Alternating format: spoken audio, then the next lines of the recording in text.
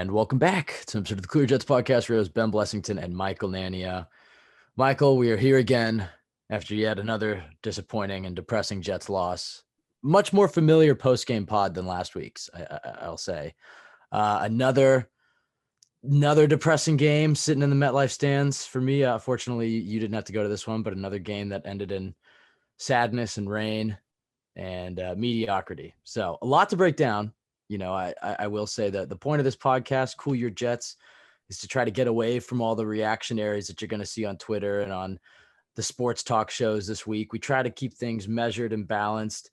You know, sometimes do we go too glass half full? Probably we're fans at the end of the day. I think today, Michael, I'll hear what you have to say. We actually haven't talked about the game at all, so I don't really know what Michael has to say on this one. I think, but early, my perspective on this one is going to be this team deserves a lot of criticism.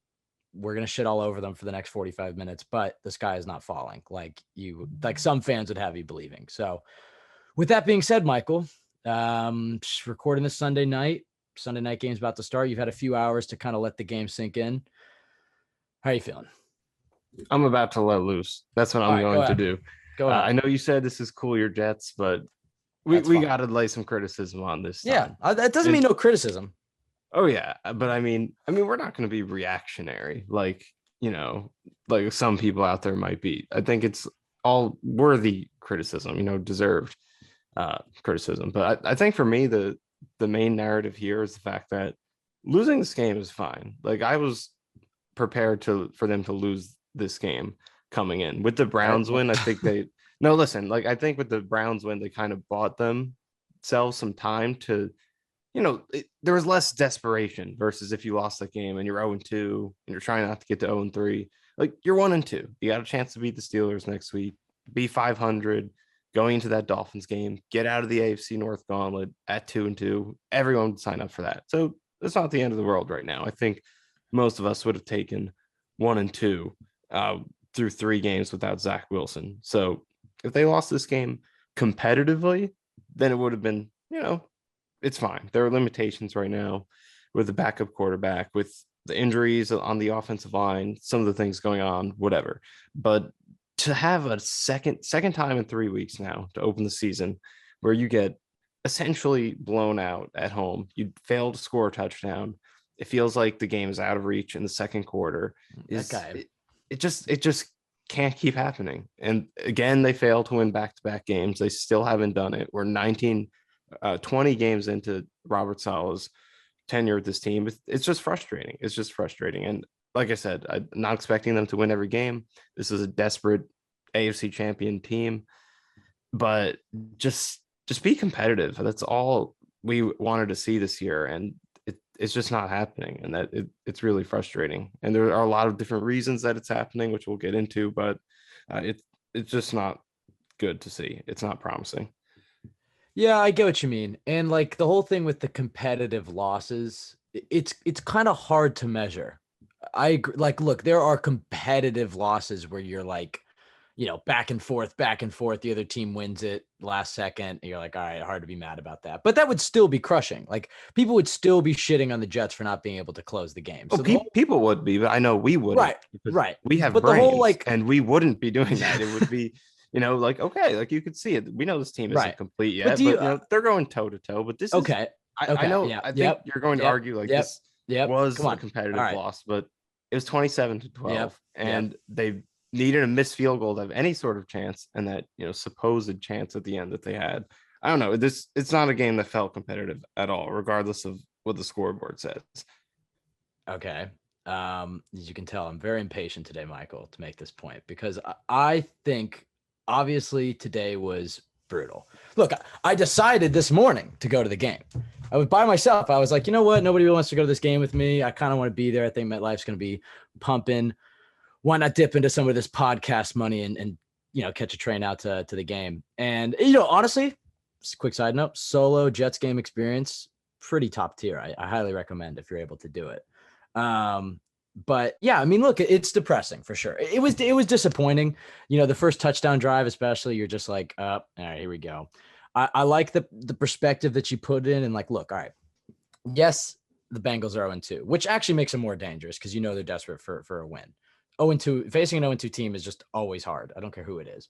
So that's true. Yes, they are the AFC champions. Yes, they have a top 5 quarterback in the league in Joe Burrow and a bunch of great weapons and, some pieces on defense. Like, this is a good team. It's not like they just lost to some shitty team or whatever. Like, they lost they were the underdogs. They lost to the better team today.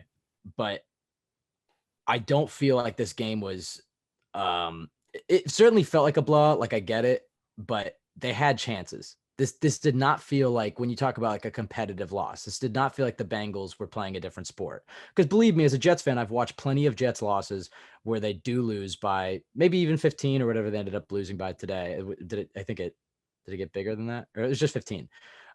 Just 15. I've seen plenty of 15-point losses where the Jets look worse, and I've seen plenty of bigger differentials. I felt like I can see you squirming on the little camera here. But you don't think, look, I understand it was disappointing. We're going to hop into all the reasons, but they had their chances to win this game. And to me, here's why they didn't win. Number one is Joe Flacco, and he's not just the scapegoat.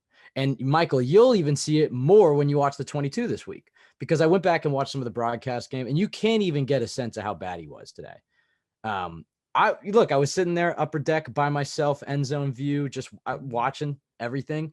And every play, it seems like there was an open receiver. So that's the good news. The positive is I've watched plenty of Jets games over this last decade where just receivers aren't getting open.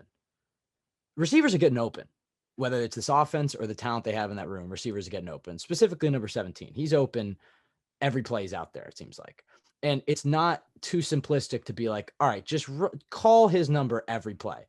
Look for 17, and if 17's covered, check it down. I'm not even kidding. They could run an offense like that and be productive, because that kid is special. I mean it. It really sucked when he went out. I'm glad he came back in this one. But they lost because of Flacco. He was bad. The 4/5 of that offensive line is holding up, and the one part that's not is probably the best part of last year's offensive line, which is George Fant. I mean, he looked terrible today. And then he goes out, and you have the worst tackle in the entire NFL. And that's not hyperbolic. Connor McDermott, we knew 2 years ago he didn't belong in the CFL, let alone the NFL. And that I will put on Joe Douglas, who I think has done a good job, who's done a great job this summer. And overall, I would say he's done a good job. Whatever happens, I think he's improved the team substantially this offseason. But the fact that Connor McDermott made this team, it was ridiculous. Like, did he just make it because he was injured so you could kind of sneak him onto the 53? Is that the only reason he has to have some sort of blackmail over Joe Douglas? It's the only explanation. He has his only good play in his entire NFL career is that touchdown catch against the Jags. So, which was cool, I guess, in a meaningless win. But unless you're going to send Connor McDermott in there as your third tight end, he should not be if he's out there next week. I'll say this as much as I'll make the sales pitch at the end of this podcast as to why things are not over for the Jets or anything like that. If they're starting Connor McDermott next Sunday, they're not winning. It's hard to, I shouldn't say, it's hard to predict a win if you're putting Connor McDermott in your starting lineup. Maybe with Zach's mobility, he's able to survive, and and they win that game. And a game I think they very well could win and should win against the Steelers. But if McDermott's your starting left tackle, it's just like, unacceptable. So I put that on him. I feel like I've been going on for a while now. There was some more stuff that I wanted to touch on, and as to why I don't feel like, I guess to wrap up the initial point, and then I'll turn it back over to you and some other stuff that really sucked. This game sucked. Super disappointing. Yeah, is it a little same old Jetsy because they have this great last second win and they can't, and the crowd showed up today at MetLife. It was a fun crowd and they couldn't perform for them. Yeah, okay, a little same old Jetsy there. I'll give you that. But this is a talented team. It's a young team. Yes, it's a fun team, even though they've not been as fun this season so far. I do think this is when I say fun team, I mean, because no matter what, you have the Garrett Wilsons and the Sauce Gardners and the Breece Halls and the Elijah Moore. Like, they have enough young, fun talent that you're watching and you can get excited about, and you could see the seeds of a good team develop it. Like, it's a fun team and a young team, and you want to see them by the end of this year at or hopefully above 500. But if they can just get around 500 and develop, you're happy with it. That was the kind of the goal entering this year, is like, yes, you want to compete for playoffs. Yes, you want winning football. No, we should not be talking about the draft in October, which I don't think we will be. But, as disappointing as today was, it's not the nightmare game that I think some people are making it out to be. It just feels like good teams get the luxury of being able to lose without the sky is falling, the world is ending, clean house. Like, you know what I mean? Like, I guess that's just like once you win, you develop that faith, and the Jets have just been so bad for so long. But it's just like, Michael Carter said it last week. Y'all overreact to every single loss. And that doesn't mean this team is absolved of criticism and blame, but it's just like, I don't think the Jets will ever get better or improve if after every loss, it's just about how cursed this franchise is. I just don't. Like, is that I feel like that's a losing attitude, is to just be, oh, same old Jets. And, it's just like, all No, right. like I agree too that the sky is not falling and there are still a lot of things to be excited about. I just disagree that this loss was, not a really bad one. Like I think It was bad. the Ravens game in week 1, that was a game where you could really see like, all right, we're competing with this team. It's just a few plays that made this 24-9, or really it was 24-3. But this game felt closer to me, actually. I didn't think this game was as close to that. Really? Specifically when you look at the pass rush and the way that it was getting beaten up by an offensive line that had no right getting beaten up They by. woke up, though. Give the pass rush a little credit. I'm not saying they were good. They deserve a lot of criticism, but this game was closer than the Ravens game. I don't know. I'm just tired of trying to justify blowout home losses. I'm just not going to do that anymore. I'm just not going to do that anymore. Absolutely. Like, This pass there are rush, things to be positive about that will break down. And like, again, I agree with you. Like, they're not in the worst spot. It's still a very salvageable season, but these type of losses. Look, they can't do it. They played. Look, here's the glass half full before we go glass half empty. Because, I know you're sick of it. I'm sure there's plenty of Jets fans sick of it, but I know there are Jets fans out there who come to our podcast just because we're not just going to shit all over the team for an hour. The glass half full is, look, you played the 0-2 AFC champs with your backup quarterback and you lost. That's the glass half full. It's like, look, your young players are playing well. Your vets are costing you games. Your veteran quarterback, your veteran backup quarterback, your veteran left tackle, your veteran receiver, and Corey Davis getting the dumbest penalty I've ever seen. And I don't think most Jets fans haven't seen it because the broadcast cut out or something. Yeah, it was like there's a blue screen and then it was just like a bunch of static. Eventually, we did get an all 22 view, which was cool. But like, cool. The scoreboard wasn't up, and then the CBS studio was calling it, so it was a disaster. We missed like 2 or 3 plays. I imagine by the time people are listening to this podcast, there will be a clip of Davis's penalty. And look, like by that point, like you said, it felt like the game was over in the second quarter. I guess the only reason I'm like, why? For me, when I was watching that drive, like with like 10 minutes ago, where they get sacked on 4th down at like the Bengals 15 or whatever it was. Like I was watching that. It felt like, all right, if you punch this in, you're going to be down. You have to go for 2 probably. So you're either going to be down 7 or 9. But like, let's say it just felt like they have a chance here. That was their chance on that drive. If they get that, they can make this a game. Maybe they come back. Maybe they lose by 1 possession, whatever. But it would feel like a different loss than it does right now. But that Davis penalty, for anybody who didn't see it, was just one of the worst penalties. Look, I don't know what Eli Apple was saying to him, but there's just no excuse for that. 2nd and 10, Flacco rolls out. I felt like there was an open receiver. I'd have to go back and watch. Throws it away, and then Davis and Apple face-to-face jawing at each other.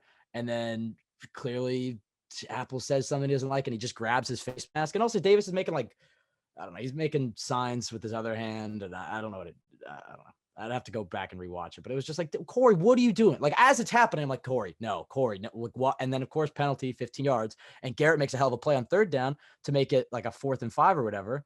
But without that Davis penalty, you're sitting at 3rd and 10, 2 downs to get 10 yards instead of 2 downs to get 25 yards.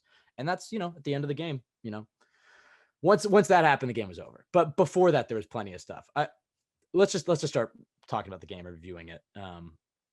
I guess all I was trying to say though, Michael, was as awful as this loss felt, it did feel closer to me than Baltimore, because the offense was moving the ball. Like you said to me, like we've seen plenty of Gase offenses and Jets offenses that can't even get a 1st down. This offense moves the ball, but is bad on 3rd down. And Flacco has been bad. And the left tackle spot has not been good. That's been the big issue with this offense. This defense is a whole other issue, and we'll talk about them because they have a lot of issues. But this offense, to me, they were moving the ball and they just can't come up big on third down. You're not going to win football games if you're not good on third down. So let's start with the offense. We'll get over to the defense because I think the defense is more concerning. But the offense, let's start with Flacco. His hopefully his last game as a Jet. Never know. By the time people listen to this, we're going to hear that Wilson's out 3 more weeks and Mike White is starting. Well, not even that. It's not even. Yeah, exactly. Well, I'll say this for all the as annoyed as I get at some of the older Jets fans and other Jets fans who are like Mike White and they're chanting for Mike White would have given him a better chance to win this game. That's not. I don't know about week 1, like as bad as Flacco was week 1. I would have said, you know what, and obviously Flacco won week 2. This game, Mike White would have given him a better chance. Receivers were open. Like, I can't emphasize that enough, that there were plenty of plays where receivers were open and you have competent quarterback play and it's a first down and the sticks keep moving. But it was either Flacco didn't see him, Flacco missed him, slash McDermott got beat, plenty of plays like that. But let's start with Flacco. What did you see that was good from him? I'm going to challenge you to say that. And then what did you keep seeing that gives you hope for when Zach returns, that things could be different? I mean, I agree with you. I think on the offensive side of the ball, much more so than the defense, which we'll talk about. I think you can look at these first 3 games and say, all right, there's hope when Zach Wilson comes back that this can be a really good unit if you upgrade the quarterback play. And I think that's where the majority of the optimism comes in, is that you look at this offense and things haven't really been clicking. They've gotten into holes. They've had to abandon the run game. The offensive line has had injuries and hasn't always been great, to say the least. But even in spite of that, they've been getting good drives going. Like, this team does not go 3 and out that often. They drive into opponent territory fairly often. It's just drives kind of stall on third downs in the red zone.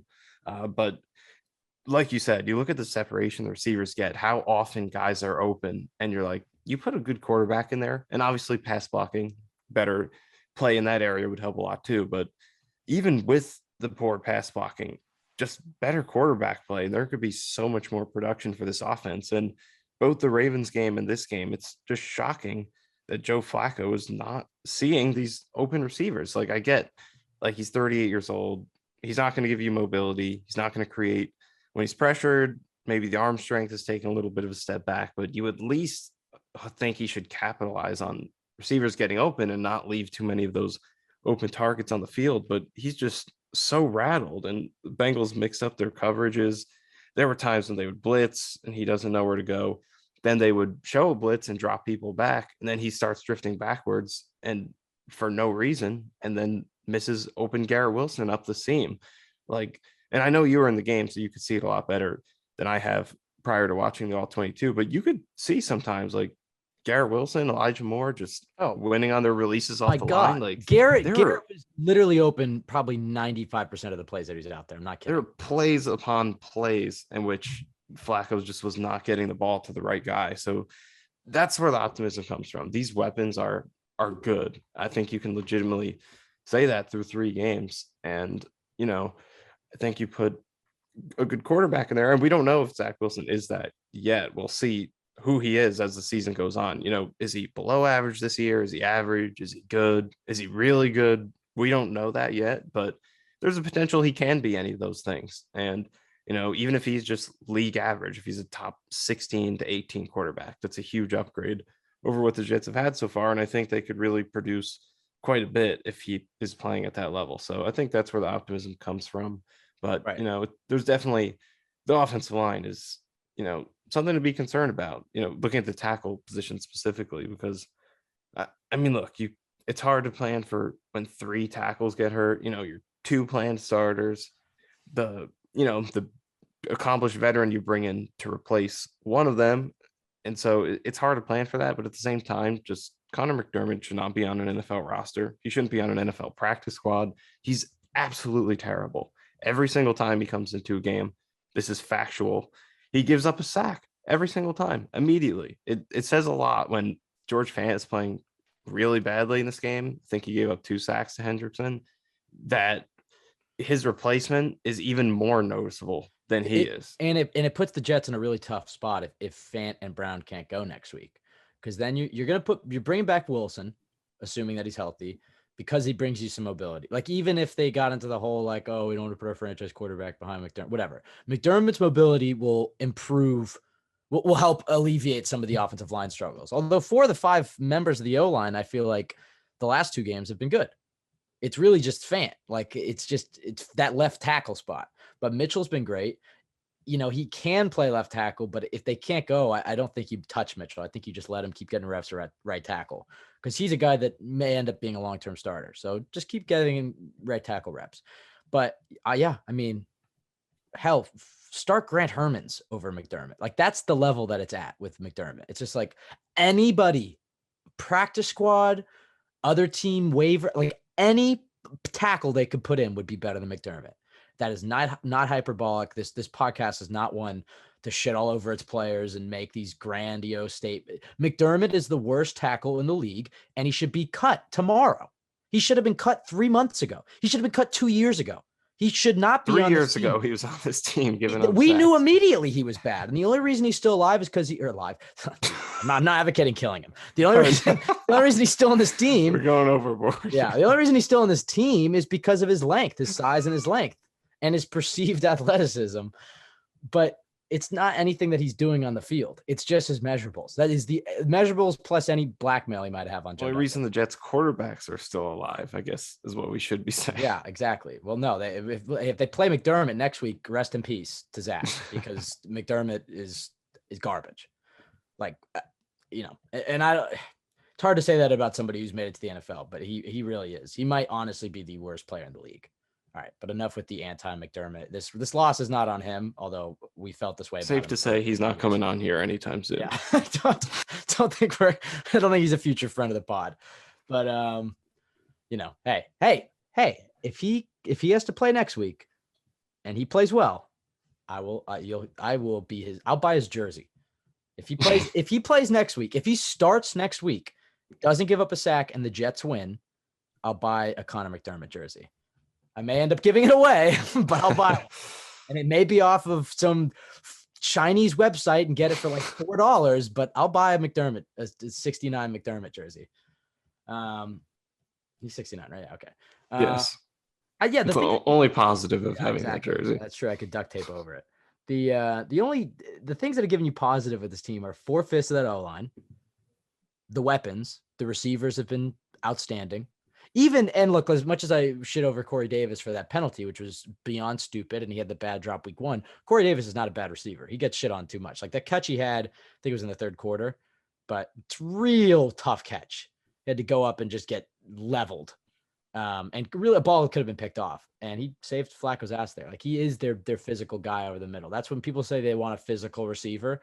You want a guy that you can give that little dig route or post route or something. He has to go up over the middle and take a crack, and he's going to get up and point for first. Whereas like Garrett Wilson can be physical, but you just don't want him taking too many of those pops. When you need to play over the middle like that, like he'll get open. But like even the shot he took today, it's like, you don't want Garrett taking too many of those shots. But it's the nature of the game. But your receivers, your running backs, hell, your tight ends, 4/5 of the offensive line, the return of Zach, and your corners. Your corners have been great too. And we'll more on them in a second. Everything else, though, with barring a last-second miracle last week, you're looking at a team that's 0-3, that hasn't come out fast in any game, that I don't want to say they look unprepared, because I feel like that's just like a talking point, a kind of a cliche. They look unprepared, and like sometimes you can see it in Jets games. I don't think they've looked. Yeah, no, that's definitely a cliche. I mean, like they catch some passes and not fumble a couple times, and they would look a lot more prepared. Right. I think the first quarter performance on the defense was very, very, very alarming. The type of pass rush they were getting. And granted, the Bengals schemed up this Jets defense great. And that's a bit of the problem. The fact that they seem too vanilla, that any good quarterback and offensive coordinator can just scheme them up like that. But a lot of quick passes, got the ball out of the hands quickly, didn't give the Jets D-line a chance to win much, and then the Jets end up sending 7 on that blitz. They get home, but they can't bring Burrow down, which is a problem all day. Burrow's great at staying alive in his pocket. One of the things that he does, by the way, that not enough quarterbacks do, that I just know, and maybe I have to see it from other quarterbacks. It seems like this doesn't work out well for other quarterbacks, but when the pass rush starts to break down, he really does step up, and it's not just like step up and throw, but sometimes it's almost like he'll just hide behind his guard for a little bit and just kind of let the pass rushers run the arc and just wait for like a hole to open up that he can either run through or run out of. And he doesn't really drift back that often. I don't know, like watching his pocket movement was pretty interesting today, and comparing it to a guy like Flacco, who despite all the experience, just seems like a guy who's didn't see the field all that well, doesn't have great pocket awareness. I don't know. I mean, I feel like I'm jumping all over the place here, and there's not much organization in this podcast right now. So we started with Flacco. Obviously, let's just keep moving through the offense before I get onto the defense. Flacco, bad, cost in this game, F from Flacco. Outside of a few good throws, I guess, like outside of that, he was terrible.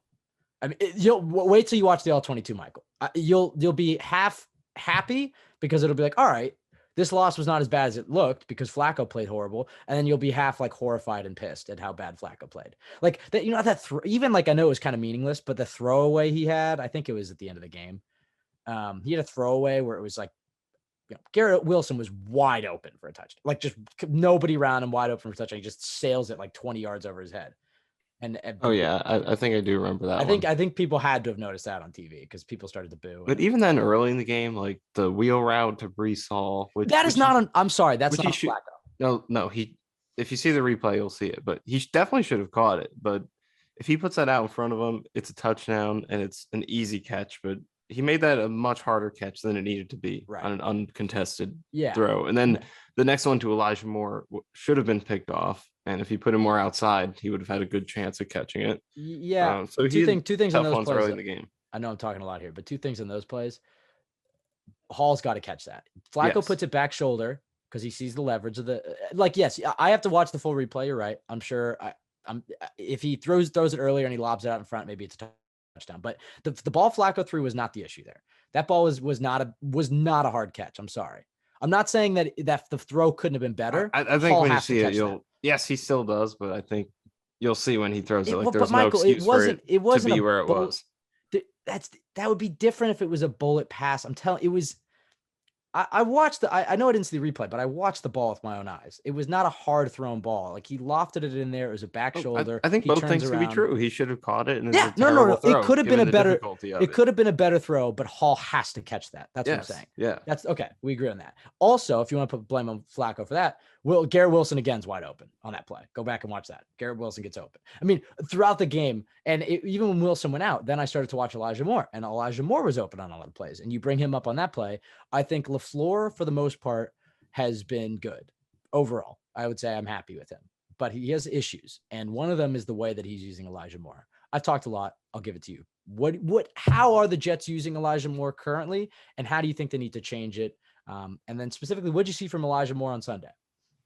Well, I think with Elijah Moore, he's kind of being made to look bad because he's getting a lot of his targets in these, go ball situations where he's forced to go up and get contested passes, which is not really what he should be doing, considering, I think those type of balls down the sideline isn't the best usage of him because, look, there are natural limitations when you're as small as he is. You're not going to be able to get all those contested balls down the sideline. But what he can do is consistently open himself up over the middle and in the intermediate range, and he's just not getting targeted in those situations. So he's being made to look worse than I think he's really playing. But yeah, I think there could be a little bit more of Garrett Wilson targets on those vertical routes. Maybe Elijah Moore take a little bit more of Wilson's role because I think Moore can kind of be similarly effective as Wilson has been right now in those, quick slants, curls, all that stuff over the middle. Whereas I think Wilson maybe gives you a little bit more in those vertical situations just because of, he's a bit taller and obviously has more verticality and has been better in those contested situations. So I think Moore is still going to find his groove from a production standpoint at some point. But right now, I think, and part of it is the situations they're in because, they're getting down and they're having to chuck the ball down the field all the time. So he hasn't really been able to get targets in situations where he should be getting them. But I think Moore will settle in and find his groove. Like you said, the separation is there. It's just he hasn't been getting the ball. Yeah, I don't know. I mean, I feel like it would be a little reactionary to be like, oh, Flacco's chemistry with Elijah Moore isn't as good as it is with Wilson's and Davis's, especially because we saw Flacco liked Moore a lot in training camp. But he doesn't seem to. I think the thing with Moore is that he's undersized and he's not the fastest separator. He's a speedy player, but he's not like, you could see the difference when you see him versus Wilson. Wilson separates earlier. Moore separates. Moore's a damn good route runner, and he can be a very, very good receiver. Like, I'm not trying to dump on Elijah Moore here. I just feel like a lot of what I saw, and I have to go back and rewatch, especially when Wilson was injured and I was focusing on Elijah Moore. There were a number of plays where Elijah Moore gets open, but it was already after Flacco kind of moved off of him. So I don't know if that is, Moore just needs to get open faster. Flacco needs to trust and stay on him more. It's just the number of plays that I was watching, like that's just what ended up happening. But it does feel like LaFleur is kind of misusing Elijah Moore a little bit better. Like, yeah, okay, he comes up big on a third down every once in a while, and he'll make a catch for like 15 yards. He makes a few of those like little 15-yard catches, and you're always like, oh, good, nice play, Elijah Moore. Good catch, Elijah. Like, you can see that he's good, but he hasn't had the impact in the big flashes. He had a little stretch last year, so I shouldn't say that, but he hasn't had the impact of the flashes you feel like he should have, based off of the way everybody in this building talks around him, based off of the, look, it's training camp and their practices, say whatever you want, but based off the training camp practices we've seen, like, and when you watch the all-22 and he doesn't get the ball, like, he gets open, he separates, maybe not as quickly and as dramatically as Garrett Wilson does, but he separates, he gets open, he's a damn good receiver, he can come down with it, but it's like, all right, two of his targets are jump balls down the field, and he's not the best separator on 9 routes, I don't think. It's a hard route to completely separate on unless you just cook a guy at the line of scrimmage. And he doesn't have the vertical ability to really make up for that. Like Garrett Wilson, all right, if a corner's right there, you throw it up, I'm pretty confident Garrett is going to come down with that. Elijah Moore, he might. He's got good high point ability for his size, but it's like, I don't love the fact that he's your go ball guy, like twice in this one, when it's like you got a guy like Garrett Wilson sitting on the sidelines. I don't know. I feel like if I'm LaFleur, I'm giving Moore a lot more slot reps, and I'm giving Garrett Wilson more reps on the outside, and I'm giving Moore the ball a lot. Like, I'm force feeding Elijah Moore those short targets. Just get more involved in the game. Get him cooking, because you know what he's capable of. And it just feels like LaFleur has not done a good enough job of prioritizing him. And if Garrett Wilson didn't step up big last week, you could blame LaFleur for not prioritizing Garrett Wilson enough week 1. It's like, that would be my one thing with LaFleur is I don't know if he plays to his players' strengths as much as he maybe should. It does kind of feel, do you get that sense with LaFleur? I feel like he adapts well, but initially it seems like he is more of the type of guy to kind of jam players into his offense. Like, we clearly brought in players for this offense, but all right, once you get a guy into the building, you see some of the stuff that he doesn't do as well. I don't know. What do you feel like? How do you feel LaFleur has looked through 3 games? And then what do you think about, I know I just asked you about Elijah Moore, but his usage, and like, doesn't feel like he should be running go balls. Feels like they should give more slot opportunities. I mean, like, how do they get him involved? I mean, I think LaFleur has been okay because, I mean, the distinction you always have to make when you're evaluating the coaches is, what would the production look like if the execution was, say average? Because the Jets, have look through 3 games, they've fumbled the ball a lot, they've dropped a lot of passes, they haven't pass blocked well. And these are things that, the offensive coordinator doesn't have a lot of control over. He can't make guys not drop the ball. He can't make George Fant and Connor McDermott win one-on-ones. What he can do is scheme guys open. And I think we've seen a lot of open receivers. And if they were hit at a, respectable rate, I think the Jets would have offensive production that people would be happy with. But at the same time, I think there are some things, like you said, where maybe players aren't getting utilized the way they should be. And I think with Elijah Moore could be a little bit better. Even Barrios, like, I know he's not necessarily the guy you want getting a ton of targets right now, because we're talking about Garrett Wilson and Elijah Moore, them not even being fully realized, but it doesn't feel like the Jets are utilizing the potential edge threatening capability that they have with jet sweeps and things like that, just to create definitely. Just to spread teams out. Like, it hasn't really been there. Like, they've done some motioning, like they do it fairly often, but they don't. There was so much creativity last year. I feel like the Jets got to a desperate point mid-season last year with all the injuries they had, the struggles with 12 personnel, and then LaFleur really kind of opened the bag, and there was so much creativity in the second half of last season. Trick plays. We had, the trick plays. The throwback they had against the Colts across the field, like stuff like that. The play against Miami, they haven't really seen a lot of that this year, and I think it could help pull them out of some funks. But with all that being said, I really think that you watch this offense, and with a healthy offensive line and average quarterback play, this is a team that could be easily scoring, say, 20 points a game right now. Right. So I think the seeds of potential are there, but there are definitely some things to improve. And I honestly, the offensive line to me, like, is it amazing? Is it the level we thought it might be? No, but again, like they lost 3 tackles. The offensive line is performing at a level enough to the point where they can win. Like the fact that Max Mitchell has been as good as he has, I feel like the interior is held up well. The left tackle being bad, it can certainly, tank drives for sure. But it's like the offensive line is good enough to win with. It's really, to me, it's been the quarterback play. And also with the trick play stuff, like the Jets didn't even really run I'm trying to think, I think their first trick play, and part of this might have been just due to they didn't have that many drives the first 3 games of the year, but their first trick play was like Atlanta, I think, right? Where they had that like big, Yeah, everybody shit on at the time, but they like threw it back across and it set up a big long third and whatever.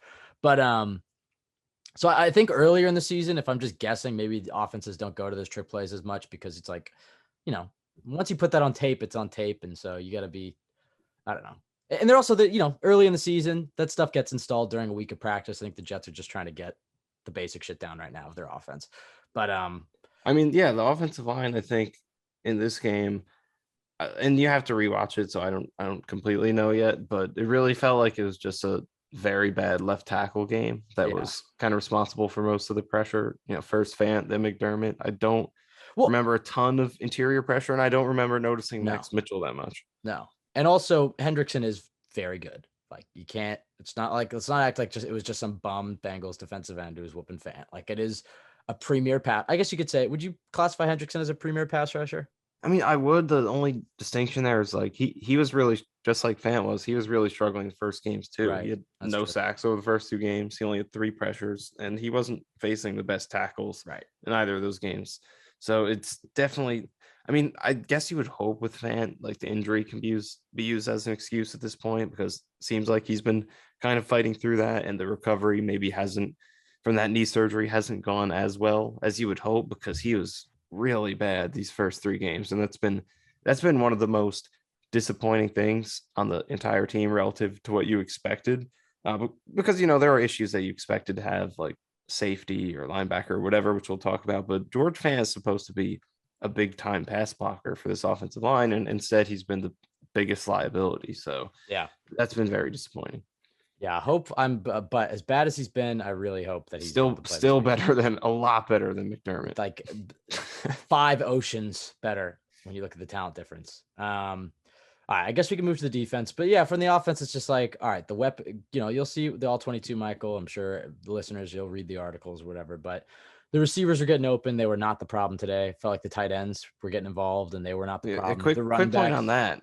Uzama apparently played 26 snaps in this game. I totally forgot he existed while watching it. So that's definitely a storyline to watch. well, I'm curious to go back and see his blocking because if he's a good blocking tight end, yes, it's an Right. overpay, but it's not the worst thing in the world because it's like, all right, he's a good blocker. If Conklin goes down, you're happy with the guy you have there, I guess. But And Conklin had a good game, I guess. Give Conklin him had a some good game credit. too. I thought Conklin had I 8 thought of 8 Conklin for had 84. right, and he made some nice moves after the catch too.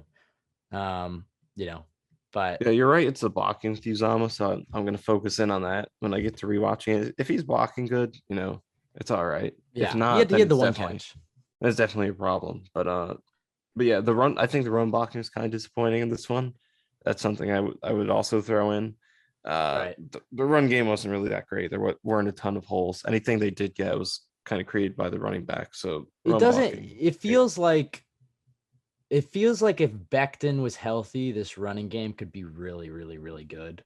Yeah. But without him, and assuming that they get Fant or Brown at left tackle, and they've had the starting 5 they've had, I still feel like this is a solid run game though. Like it does seem Flacco threw it again like 52 times today. So they keep having to, because they're behind all these games, they keep having to just throw it with Flacco.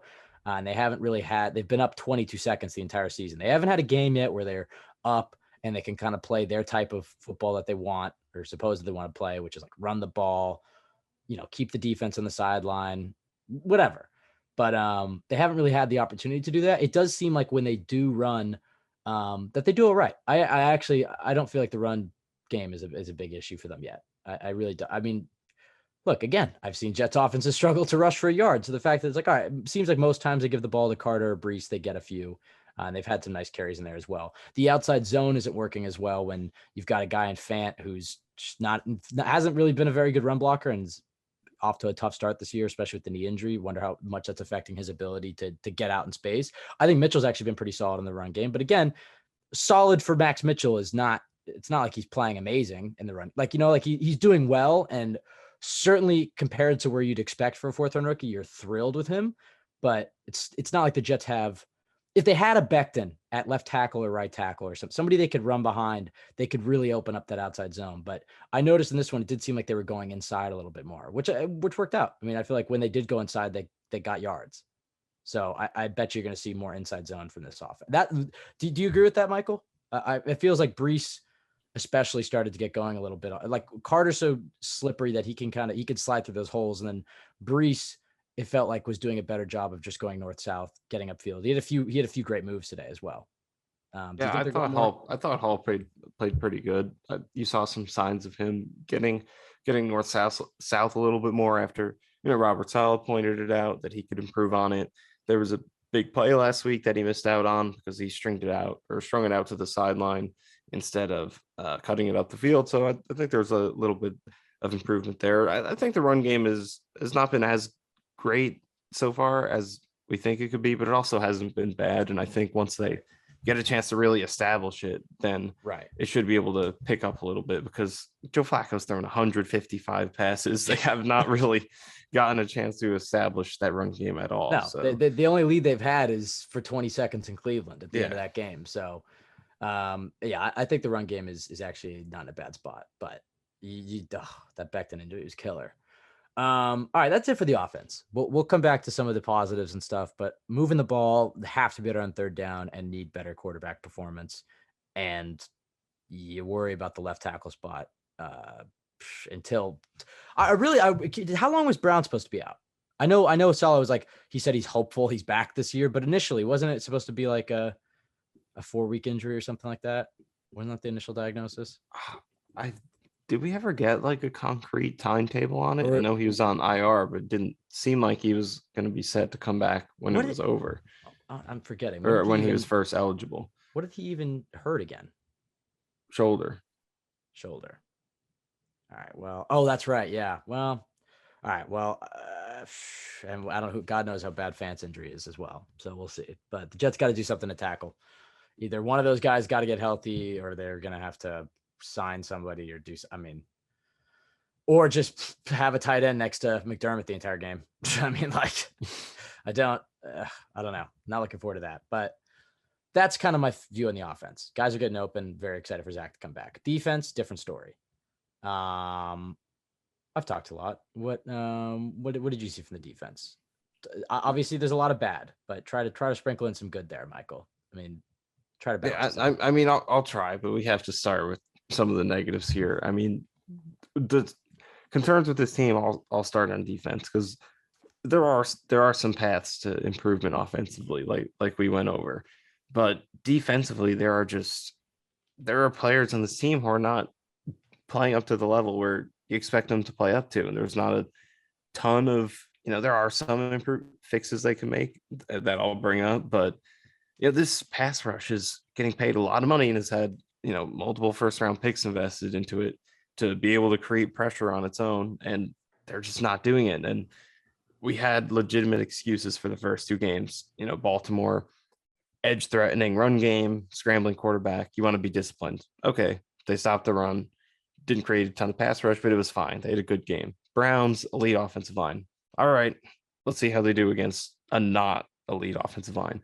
This was the game to break out, and they just didn't do it. And granted, they improved a little bit in the second half, got a couple of big sacks, but getting only 2 sacks after Burrow, it took 13 over the first 2 games, especially with Lyle Collins, who was really struggling. He played in this game through back injury, didn't practice all week, and I didn't see much from Carl Lawson, or Carl Lawson wasn't going against him, but the guys on that side did not do a ton of damage against him. Lawson was going up against Jonah Williams, who had the second most pressures allowed of any tackle in the league. I didn't see much from Lawson. Other than Quinn Williams, this pass rush just wasn't winning. And, that led to the Jets kind of going to the blitz early. And obviously they got burnt the one time on the big play. That was kind of the turning point. And granted, like you said, they did get home and hit him, but that's just kind of the risk you run when you blitz that many guys. You put all the pressure on the DBs to make the play, and if they don't, it's high risk. Like on that, I think it was Tyler Boyd who had that long touchdown. Yeah. So yeah, I think the lack of a 4-man rush kind of led them to get a little bit more blitz heavy than they wanted to, and then it led to some big plays. But they have to win with this 4-man rush, or they're not going to be able to play the way they want to play. But I do think there are some fixes, and granted, I don't trust Ulbrich to make any of them, but like I would start with less rotating. I think they're leaning into that too much. It's not working. The concept is that it's supposed to keep guys fresh. So, hopefully your starters can be even more effective because they're not playing a huge workload. That's not really happening right now. I mean, other than Quinn Williams, who's been pretty good, Carl Lawson's not producing a whole lot. JFM isn't. So I think they're just taking too many snaps away from their best players to give to Nathan Shepard, who has never made a big play in his entire 70-year career. I mean, he's almost 82 years old. Hey, he threw Kareem Hunt out of bounds last week on a 15-yard run. That's true. That helped. But yeah, like there are too many big plays where you're looking at, all right, who do we got out here to get pressure? And you're like, Rankins, Shepard, Martin, and Clemens. Hey, Rankins had a sack. He did. But still, it's like I think they're not getting the most out of their talent. So, and specifically Quinnen, like people wonder why he doesn't get the same production as some of the best D tackles in the league. It's because you look at his snap count, and coming into this week, he had 74 snaps. That's 53rd among defensive tackles. He should be playing a lot more than that. It makes no sense, especially because he's a guy who can play both phases. He can stop the run. He can rush the passer. Not a lot of D tackles can do both at a high level. Why is he playing less than 2/3 of the snaps? It's just not a good distribution of talent. And I think there are a couple other things you could do. I think JFM should be playing on the interior. It hasn't been a good start for him. I think he's part of the reason that this pass rush hasn't been so good. But he's miscast on the edge. Like this is defense that wants to explode off the line and have a fast, athletic pass rush. Well, when he's rushing off the edge, he's none of those things because he's way too huge. He's on the bigger side for a D end versus if he's a D tackle, he's on the smaller side. He's more athletic. And you look at his 2020 tape, it was fantastic interior pass rushing, the way he could beat guards off the ball and, swipe their hands away, rip and bend the corner.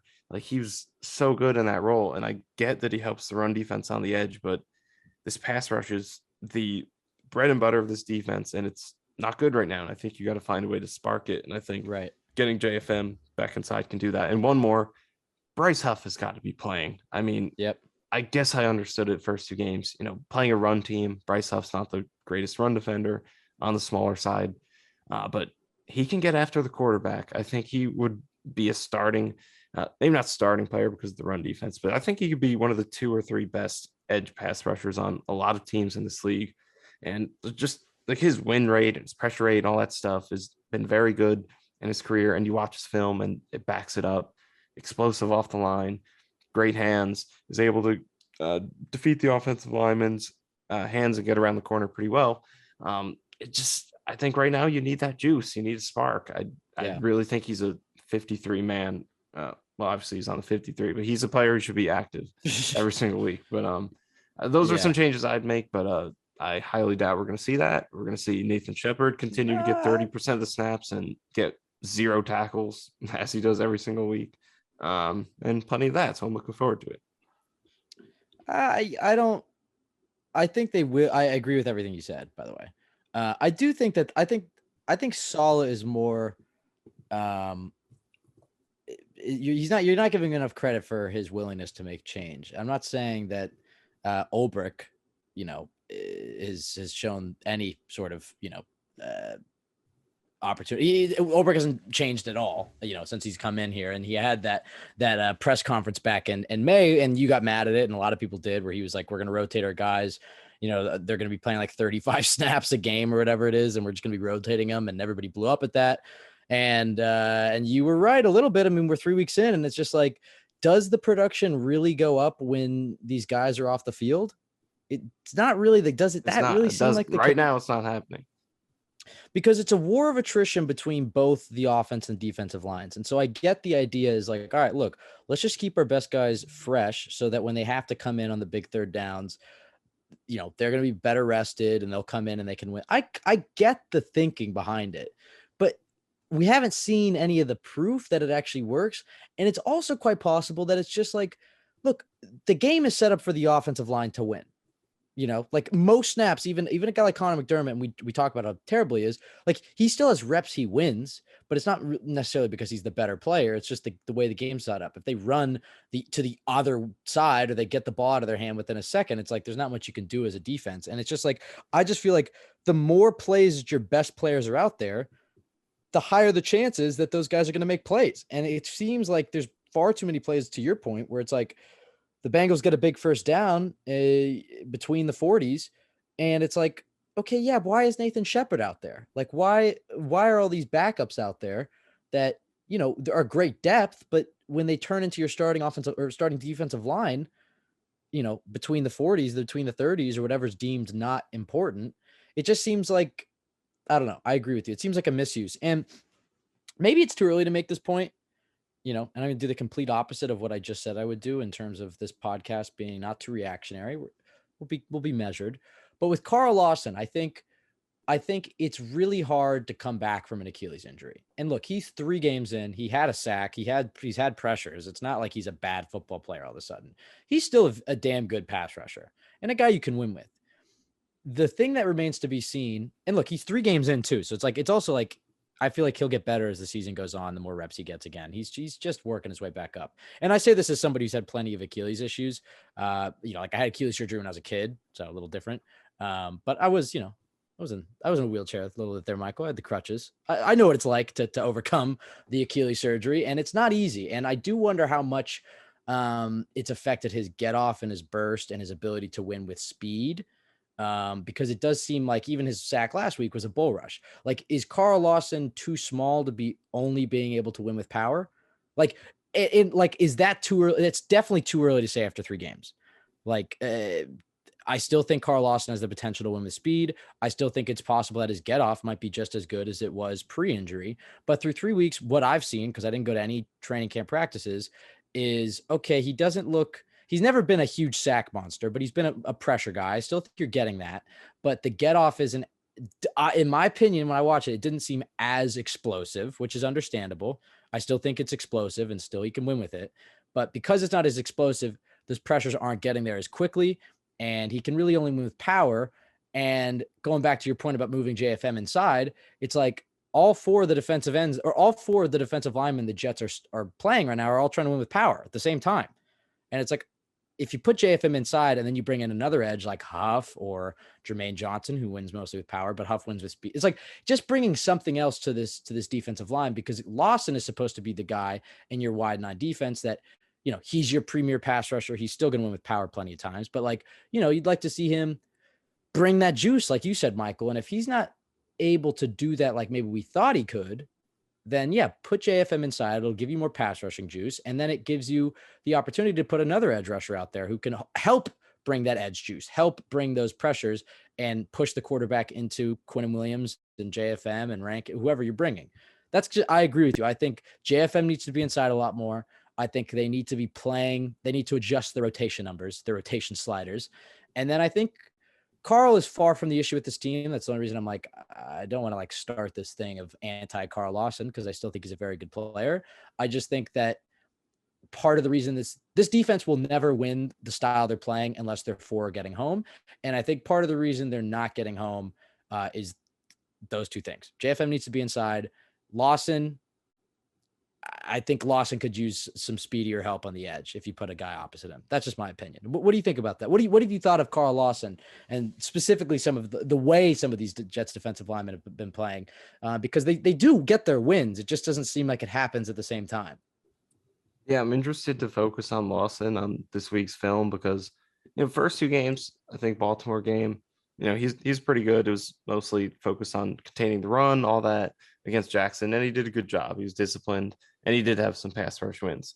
Last week against the Browns, not a great game. He had the clutch sack, but other than that, didn't really win. So okay, one bad game, it happens.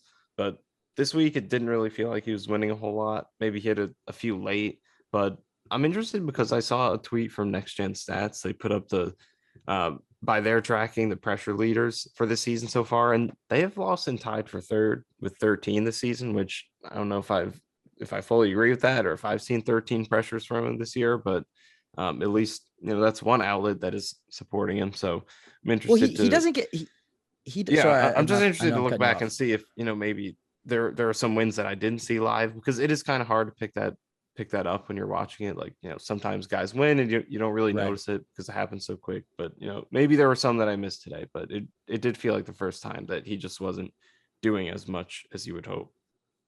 It doesn't seem like he wins that fast, is it what I should say? Like he wins a lot and he creates pressures, but a lot of times it's like he's so technical and he wins those hand fighting battles so often. But like if and this is just the theory of like, let's just say he's lost some explosion, which it's a fair thing after a torn Achilles. That doesn't mean he can't get better as the season goes on. It doesn't mean he still can't get 10 sacks. Just a theory to consider. Let's say he's lost some explosion. It does seem like, okay, he's still creating pressures, but is he creating pressures as fast as he was? You know what I mean? Like when is he winning in these reps? Because I see him win, but a lot of times he's winning as the ball's already coming out, which means it's not his fault. Like he's a damn good football player, but they could use some more pass rushing juice if he and I think moving JFM inside is a great way to do that because JFM wins better inside. And also, you want to talk about something else to be optimistic about. I think Jermaine Johnson, and I have to go back and see some of the film in this. I think Jermaine Johnson has been pretty good every time he's come in. I mean, I know he got pancaked on that one play against Cleveland, but he still ended up kind of making the tackle on the ground. But it seems like Jermaine is actually, look, it's your first round defensive end. And every time he's come in, I feel like he's played relatively all right. So it's like activate Huff, kick JFM inside, make JFM basically a full-time defensive tackle outside of like, obvious rushing situations, and rotate Clemens and Johnson and Huff and, some Jacob Martin in there too. And I don't know, like I agree with you, Michael. The JFM needs to be inside 100%. And it'll open up this rotation. What have you thought of Jermaine though, and some of the chances you've seen to get him rush? I mean, I think the run defense has been pretty good. I don't know. I'm not super high on his pass rushing so far. And again, I have to rewatch this game. Like you don't really know until you rewatch it. But Cleveland was quite a quiet game. He didn't really do anything in that one. Ravens, he had the sack. But this week I'd have to rewatch. I just don't remember seeing a ton from him. The only guy who really stood out as a pass rusher in this game was Quinnen. I think he was really good. But Rankins had the sack. But in terms of consistent pressure, I think Quinnen was probably the only one. But yeah, so I don't know. I think Jermaine has potential as well, but I think we kind of expected it would be a little bit of a process for him. I think that's still kind of coming along. But I do think at least his run defense has been pretty solid. And speaking of the run defense, I think that is one positive you could take from this. There was no run game to speak of for the Bengals. 2.5 yards per carry. Longest run was 9 yards. So at the very least, you could give them credit for that. Although the one negative was at the end of the game, the Bengals had that clock chewing drive where you knew they were running the ball every time, and the Jets couldn't really stop them. So that was a little disappointing. But other than that, the overall run defense was pretty good. Yeah, I mean, at that point, the stadium was empty. It was raining.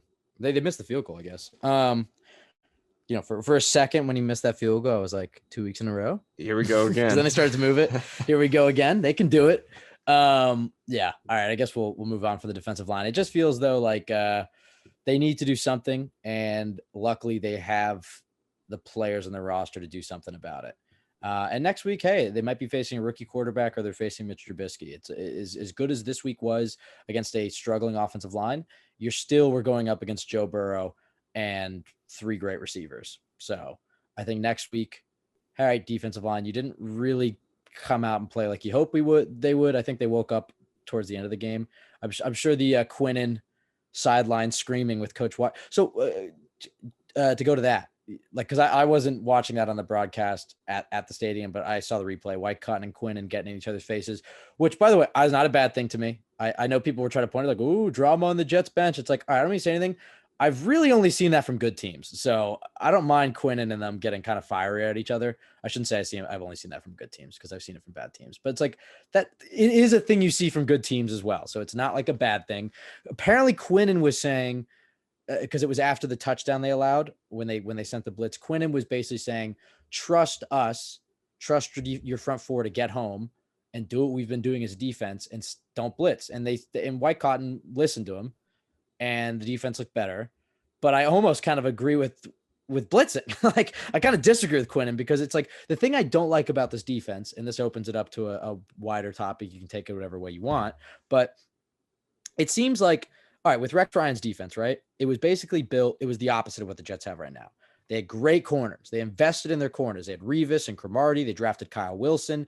They brought in Jim Leonard at safety. I mean, they invested in the secondary, and then they were like, let's go manufacture pass rush with 7, 8-man blitzes. And the cool thing about that was you could really mix up all your blitzes, and you're already playing different types of coverage. And they had a complicated defense, QBs to figure out. And you see variations of that all around the league, especially in this division. With the Jets, it's the opposite. Let's invest in the defensive line. Let's trust our 4 defensive linemen to get home, and then we'll play coverage. And if our 4 are getting home, our coverage is back there. It's a great combo. But the thing is like when the 4 isn't getting home, the Jets seem too hesitant to blitz, and Quinnen obviously didn't want them to blitz.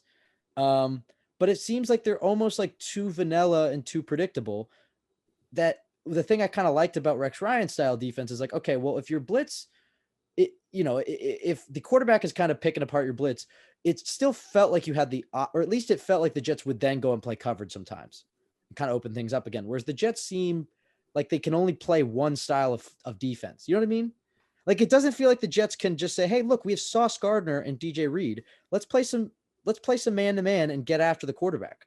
You know what I mean? Like, it doesn't seem like they have the same level of versatility between the 2 different styles of defense. Like, this defense can, with the front 4 you have, your blitzes are going to be better. So I actually disagree with Quinnen getting mad. What do you think about that whole thing? Like, it feels like the Jets should blitz a little bit more where their front 4 is not getting home because they're too vanilla otherwise. No, I agree with you that I don't think it's a bad thing. I mean, Jets fans, one of the common complaints they have with Saleh and the staff is like, oh, you're not fiery enough. You don't criticize them. Well, here you go. Here's some fire. So I don't think it's a bad thing. And I think Quinnen kind of turned his game on after that. So it was definitely a good thing. But yeah, I agree with you. There could be more versatility in the game planning. I think in this one, they maybe went to the blitzing a little too early because I know the front 4 wasn't winning, but they did. I don't think blitzing is something you really want to do against this team just because of the receiver talent. I think if anything, just if they're going to beat you, just keep it in front of you, kind of like they did on that first drive. Obviously, it didn't work out in the end. They scored, but just make them complete 7 passes on you to score instead of 1. So I think they went to it a little bit too early, but I do agree with you that there should be some more versatility in the approaches that they have, and that they kind of just rely on that 4-man rush a little bit too much. And they have to win at some point. Like it's gonna no matter what they do in terms of game planning wise, it's gonna be hard to win if that pass rush doesn't just turn it up at some point. But with that being said, I do agree with you that there could be some more malleability in the game planning. And what's kind of frustrating is that that's a big part of why I was appealed by Saleh as a head coaching candidate. I don't know how many times I said that word when we were talking about him, malleability, because that's a really impressive part of what he did. Leader of men. But CEO type. CEO type. Those are the buzzwords. But yeah, that's a really impressive part of what he did with the Niners, the way how, he evolved his scheme over the first few years, had the great 2019 season, a bunch of injuries strike in 2020. He switches up the way they play.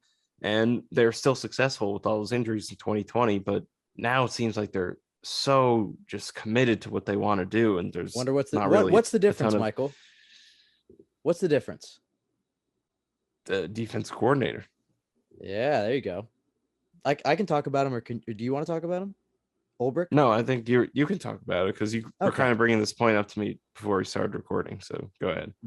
Going into the season, Michael, that was the one thing I said to you where I was like, I know Saul is a loyal guy, but he's got to be willing to cut bait with Ulbrich, if this defense isn't better. And all right, maybe he's not going to cut bait with him in week 3 or week 4 or whatever. But Saul has got to take a bigger hand in this defense. And it's possible that he already is. It's possible that this defense is already solid, in which case, oh, fuck, we're screwed. But I get the sense, kind of like what you're saying, is Saleh was a guy who's just so analytical. You listen to him speak, he's so articulate. Every time I hear him, I believe in him.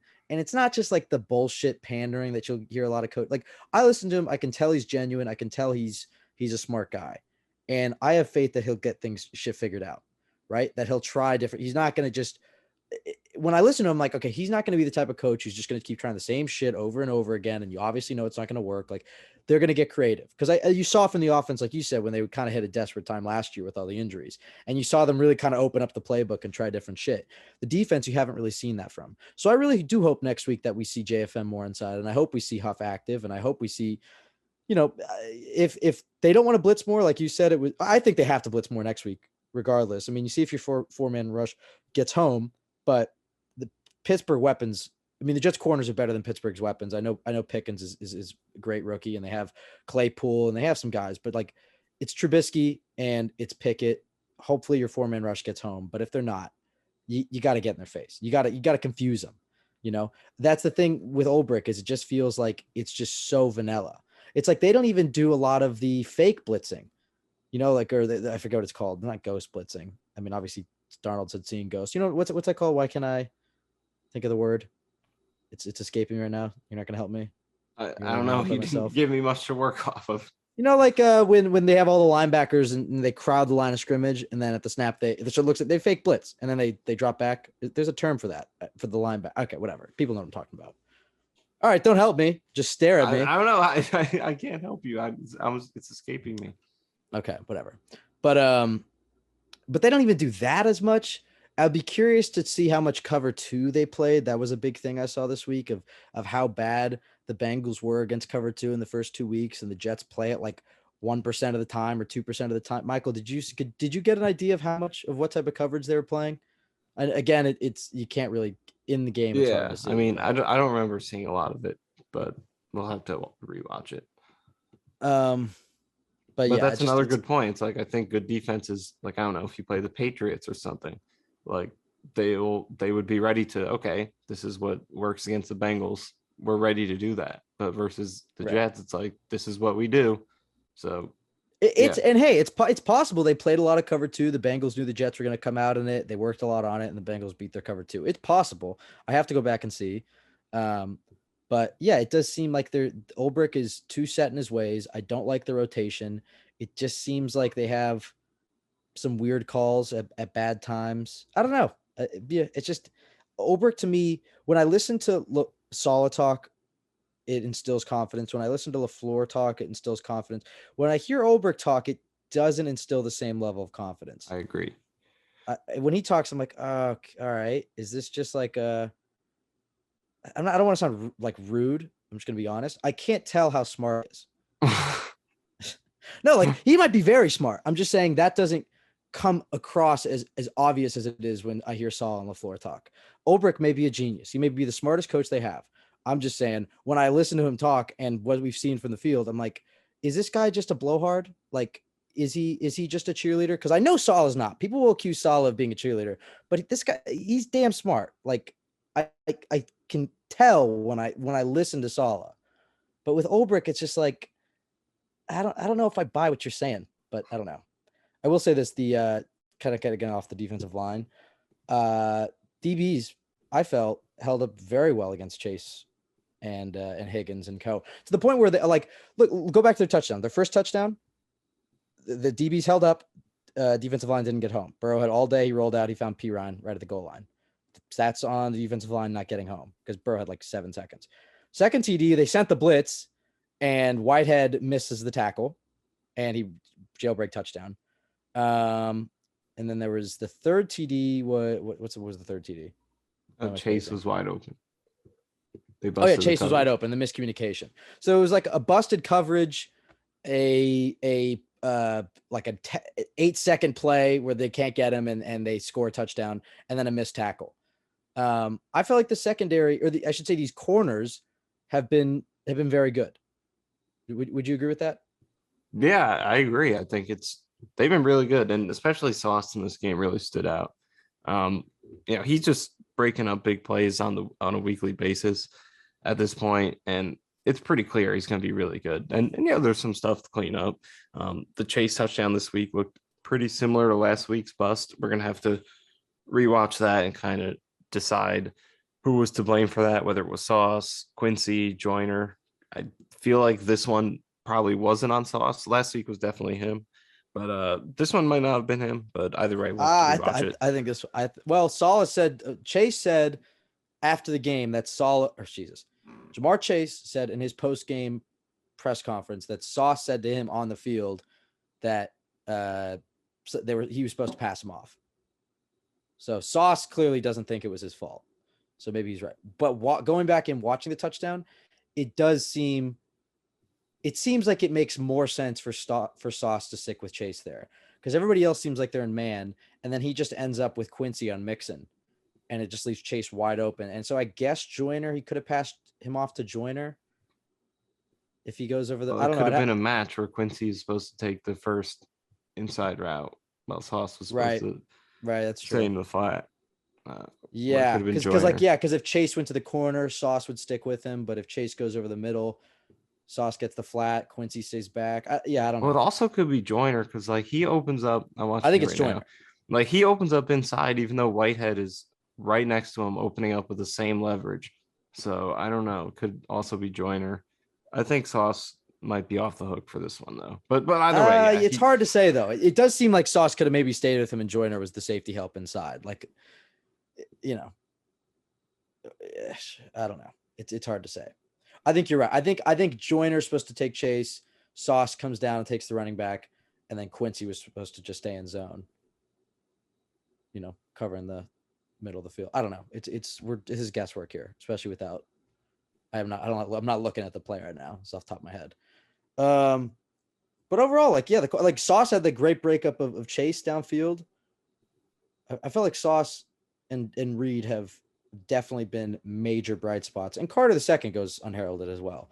I know he was involved in that touchdown, but yeah, I mean, they've been excellent. They're the difference between this defense giving up 27, 31, and 24 instead of high 30s and low 40s. If you put any other Jets cornerback unit from the last few years in these games instead of Sauce and Reed, these numbers would be through the roof right now. But they haven't been, because these guys have been doing a great job of giving up big plays. It's just, it's a shame the Jets finally have this going, and now everything else isn't clicking.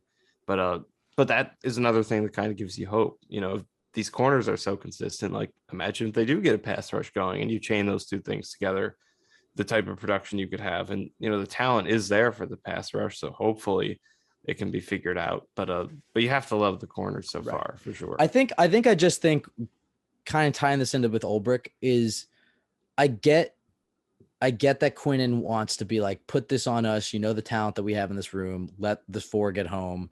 And I get that's the base of the defense, and they're always going to be like that. But to what we've been saying, the corners have been lights out for 3 straight weeks. So I'm okay. I know that blitz resulted in a touchdown, but you saw they got home. All corners were in great position. Carter had a chance to make a play on the ball. He doesn't. And then Whitehead should wrap him up there. He would have had the first. It would have sucked, but I don't hate it. Whitehead misses the tackle and becomes a touchdown, but it's all right, I don't hate the blitz there, though. That shouldn't just be Quinnen was right. They should stop blitzing. It's no, blitz. You have the corners are playing lights out. So go and blitz, and then force the offenses to have to, keep guys in to protect against other blitzers. And then it just seems like there's because they're so committed to playing one way, they become too vanilla. Everybody know. It seems like if they face a good quarterback or a good offensive coordinator, they know what the Jets are going to do, and so they just scheme around it. And it's like, Ulbrich, I feel like you got to sprinkle in those blitzes more. It's like that Titans game last year. It felt like they were blitzing all the time and they were getting home constantly, right? Didn't it feel like they blitzed like 8 times in that game against the Titans?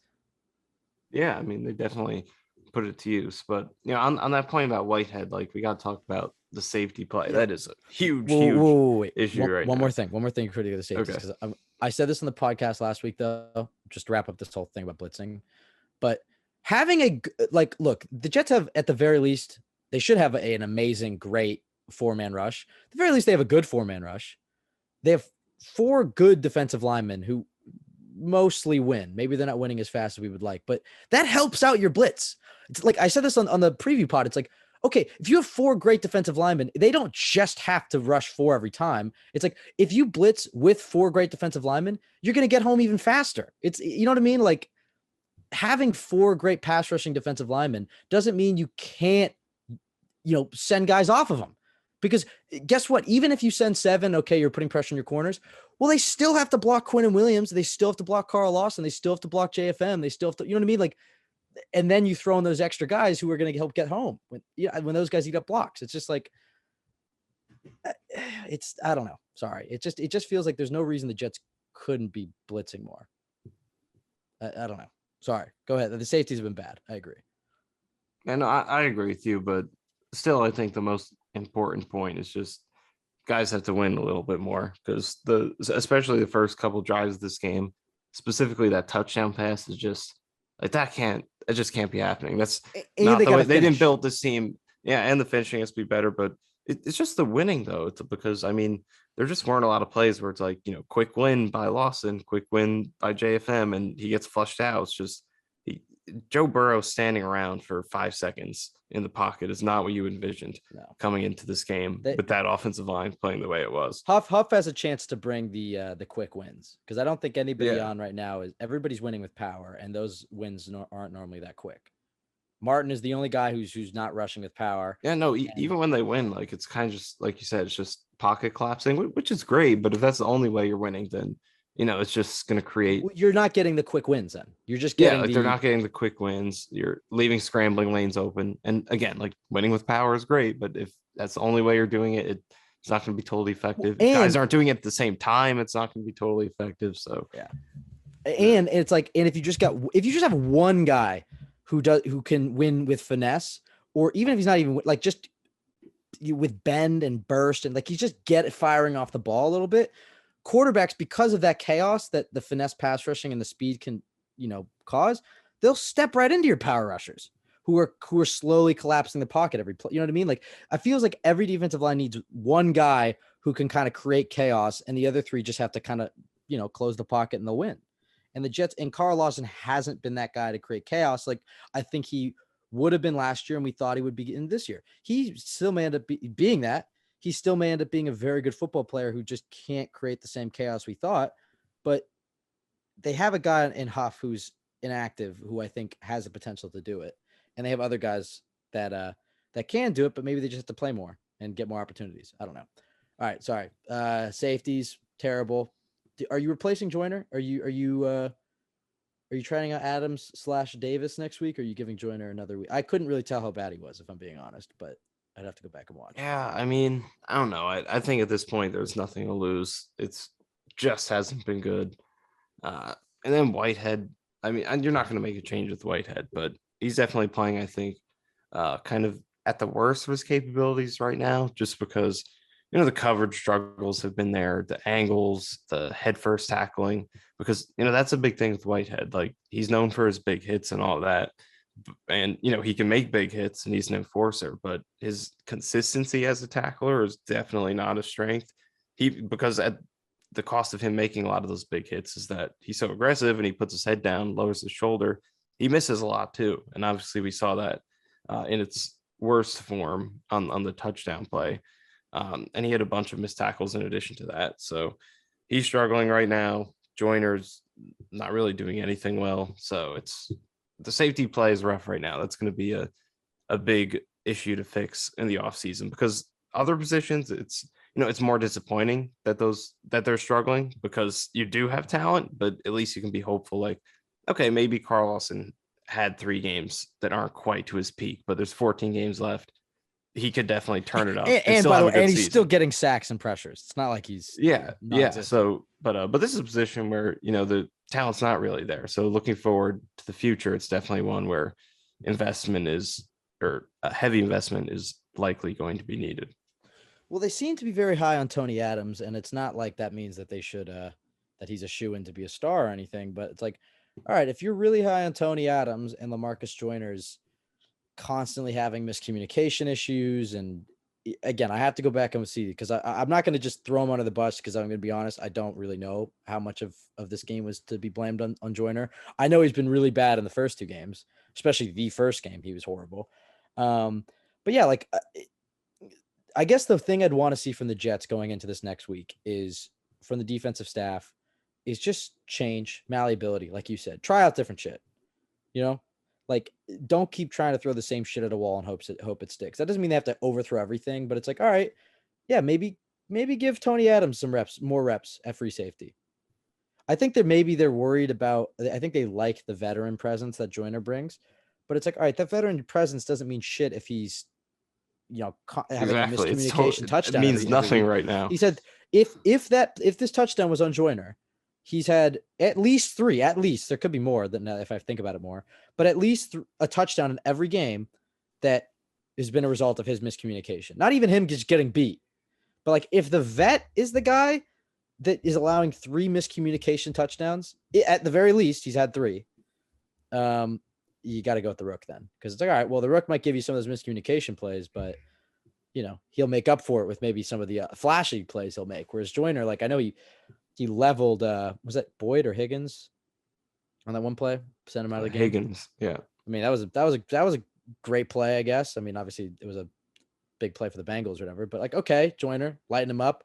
But that was it. That was the only time I noticed Joyner this game. I have to go back and watch him, but I will say, before we kind of get into the overall points and stuff, last thing on the defense, focusing on the defense, that Quincy Williams injury might be big. I know you're not like the biggest Quincy Williams guy in the world, but I will say these linebackers, especially the pass rush, these linebackers have been, it's hard to, how would you place the linebackers? How would you qualify them? Because it's like, all right, they haven't been horrible. They've made plays, especially Quan has come in and made plays. Mosley will come in and make plays, especially in the run game. Quincy has made a number of plays. But they do seem to get thrown. Like, it doesn't seem like they're amazing in pass coverage. That's going to get worse losing Quincy, because they lose all of his speed and athleticism. Now they got 2, I don't want to call them dinosaurs, but CJ Mosley and Quan Alexander are both 2 veterans. So that's good. But I feel like the pass coverage from the linebacker position is going to be a little suspect. And that forces them to bring in probably Sherwood when they go to their 4-3 base defense, which we'll see how that changes things. I think it was Harris at the end of this game. They were bringing a lot more Marcel Harris. What do you think about the linebacker play so far this season? And then how do you see the Quincy Williams injury? Let's say it didn't seem great. He did have to get carted off. That doesn't seem like something he'll just bounce back from in a week. Let's hope it's not a season ender or anything like that. But let's just say it's an ankle sprain or something, and he's out for 4 weeks. What do you see the Jets doing at linebacker here? I mean, who is that third guy? And what are your thoughts on how they've played as a unit so far? Well, I think I would classify them as below average so far. Not necessarily good, but I guess not terrible. No, I agree with you. It would be a loss. I think he's kind of improved to the point where he's maybe a low end kind of starting linebacker. Better than a backup. So I think it would be a downgrade, especially just the speed you lose. And I think in this game he played pretty good. He had some of the big plays when they did kind of find their groove a little bit late second half or late first half, then a little bit in the second half. So it would be a loss, but yeah, I think he played decently in this game. All right, Michael. You know what? Last thing, special teams. Zuerlein? Yeah, Greg Zuerlein. Pretty good. Finally, a good kicker performance, and it doesn't even matter. I know you've been. Just Exactly. Just can't get everything going at the same time. Exactly. I know they have their a great kicker performance, and the other two phases can't come up. So I don't know, but I figured we'd give him a little shout out. And also, I thought Man actually punted the ball again pretty well. So at least he wasn't did. at least he wasn't hitting it off the butt of his up man like Morstead was. Dolphins are embarrassing this year. Yeah, so embarrassing. 3-0. I gotta say, team. I know, and it's like, okay, so I went to the Ravens game, then I decided this morning to go to the Bengals game, and then we have tickets to that Dolphins game, and you're coming back up here. It's just I don't know. At the very least, if they can win next week, it's definitely going to be a hyped up game. Yeah, but that's kind of scary because it's like, oh, okay, here comes another. I feel like Jets loss. always play the Dolphins pretty good, though. It's one team they don't really get blown out by. Yeah, you say that. Although this I've is seen them, a slightly different Dolphins team. Hold on, knock on wood. This is a different Dolphins team, and I've seen them get blown out by them. I saw Joe. Didn't we get shut out with them with Joe Flacco in 2020? I guess that one at home. I guess I would say they don't, not too often. Like, I'm pretty sure I can think of some at home. I think there was a game where like Matt Sims. That must have been like recently, 13. Recent years. Okay, sorry, you challenged me to think of one, but yeah, I mean, I agree that they. Well, look, the way the safeties are I think the way the corners are playing, they might be all right in that one, but we'll see. We'll see what they look like next week. I mean, let's just not forget what the main point of the season was supposed to be. It was supposed to be about Zach Wilson, and he comes back now. We've learned through 3 games. They've got some real weapons. Guys are getting open. There's real capability for him to play well, despite some of the offensive line struggles. So let's see what he's got. They got the win they needed to still be alive by the time he comes back. He's not coming back needing to save them, get their first win, get out of 0-3. He might need to save them. So, yes, he needs to save them, but they're not 0-3. I think there's a huge difference between that and 1-2. So they got the win that they kind of needed. They're still right there to where, get in a little run, you could salvage this season. So let's get him back, see what he can do. And the glass half full is like, all right, well, at least he's not going to have to deal with the mental thing where it's like Flacco balls. I mean, like, as a fan, I was like, I said on the podcast on Thursday, I was like, all right, and you disagree with this, but I was like, there's a type of game that Flacco could have on Sunday if he balled out and the Jets won, where you'd say, all right, let's extend Zach's injury another week. Like, let's just keep riding the W's until the carriage turns to a pumpkin. Obviously, and I even said that there's chances they could win this game, but Flacco doesn't have that type of performance, and you'd put Wilson back out there. Obviously, Flacco didn't even come close to that, which is maybe, I mean, it's not good that they lost, but maybe it's a good thing for Zach's development in the sense that he doesn't have to come back into that, like, psychologically, all the fans are waiting to throw him back on the bench and throw him to the, you know what I mean? Like, if Flacco came in and played well and they won and they're 2-1 and they're like, all right, we're going to Wilson, and then Wilson doesn't look too good, and then we get to that Dolphins game, and it's like, not that you cheer for things like that, but all right, at least for Zach's development's sake, he gets to once again kind of come on the field as like, all right, you're the savior. You're safe. You know what I mean? Like, you're not, I don't know. But I think the thing that we've learned about this team through 3 weeks is the receivers are getting open. The receivers are getting open. That's big. Look for 17 and look for 8. It's easier this year than it was last year for him. The offensive line is better. You'd hope the left tackle was better, but we'll see if one of them comes back and how they play. But you wish left tackle is better, but overall offensive line's better and the run game's better. So Zach is in a better spot. I do buy into the development that he's made this year. He was playing better than Flacco in training camp. I saw somebody because I said that on this week's pod, and then I saw some people commenting like, yeah, there was that weird, you remember, you don't talk about the tweet from like NFL rumors on like day 3 of training camp. That was how Flacco was playing better than Wilson, and everybody kind of got mad at that. But all right, that was practice number 3. From that point on, Wilson really hit his stride in training camp. Like, let's not forget where we were going into that Eagles game. We'd had 2 to 3 straight weeks of good Zach Wilson practices, consistent day in and day out, good Zach Wilson practices. And he might have some rust. He's playing a tough, Pittsburgh's not that great this year, but there's still Pittsburgh, still Mike Tomlin, still have to go to Heinz Field. It's not an easy team to beat and to go into and beat. And they're going to be desperate as well for a win. But I do buy into the growth that he's taken. And I think through 3 weeks, you could see like, oh, with just even marginally better quarterback play, this offense looks a hell of a lot better and is scoring a hell of a lot more points. So that is the glass half full when you look at this team. It's like this offense could legitimately be very good with just slightly better quarterback play. So that's exciting. And then defensively, again, they're so talented. You've seen seeds of greatness. You've seen good plays, but not good enough. Not good enough at all. So that's kind of how first 3 weeks, that's what we learned about them. Like you said, Michael, like we would take this going to Zach's return. 1 and 2, chance of 500. I don't know. Yeah, I agree. So I'm just excited to see him back. Yeah, we'll be back on Friday and we'll break down that Pittsburgh matchup. We'll have some thoughts after we watch the All-22 in this one, previewing Zach's return. And we'll see what injury news we get throughout the week. That'll be big. Do you have any last thoughts, Michael, before we go? I know we always end up wrapping these things up, these stream of consciousness post-game therapy pods. It always seems like there's something like, oh, I wish we talked about that. Is there anything that we haven't touched on? I'm gonna go look at my notes real quick. Is there anything we haven't touched on that we want to get out today? Well, I'm rewatching this the first touchdown pass by Burrow, where he had that huge pocket, and I don't know. I'm watching Carl Lawson. I really think that there is a chance that he can get back to being himself, because I'm looking at why he doesn't win here, and he just goes for a bull rush against the left tackle and creates a little movement, but he's able to Jonah Williams is able to anchor down before Carl Lawson gets all the way there. But the get off is good. It's just Jonah Williams is sitting on this all the way, and he's ready for it and gets one hop in, but then he kind of anchors down. So I don't know, maybe Lawson's a little predictable right now, just with that bull rush.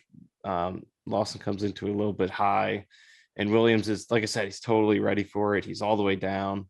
It's not like he gets caught off guard or anything. So, but the get off is good. Like, he's off the line really quick, way before any other Jets defensive lineman. So I don't know. I feel like maybe physically it's still there, and he's just kind of getting that rhythm back. So we'll see what happens. But these are the situations where, like, if he gets a little bit more push in that bull rush, Burrow's, because the interior push is kind of there. Like, Martin and Rankins do a stunt.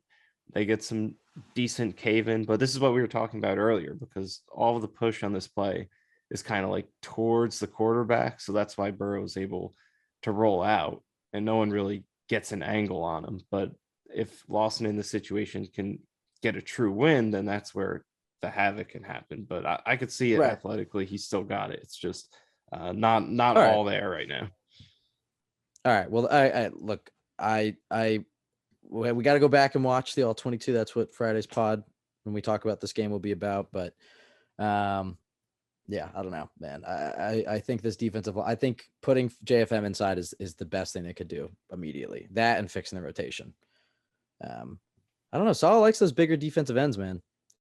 And it just seems like they have, I don't know. It's like the depth of defensive tackle is way worse than the depth at edge. And it feels like they have big defensive ends that they could throw in there when they kick JFM inside. It's not like if they put JFM inside, like, oh, now we got to play Bryce Huff and Carl Lawson at edge. It's like, all right, but you got Michael Clemens, you got Jermaine Johnson. Like, you have big defensive ends you can throw out there. He can still play there in rundowns, just like he's pretty much always there. I think about 10% of his snaps have been interior right now. So it's really not something they're doing.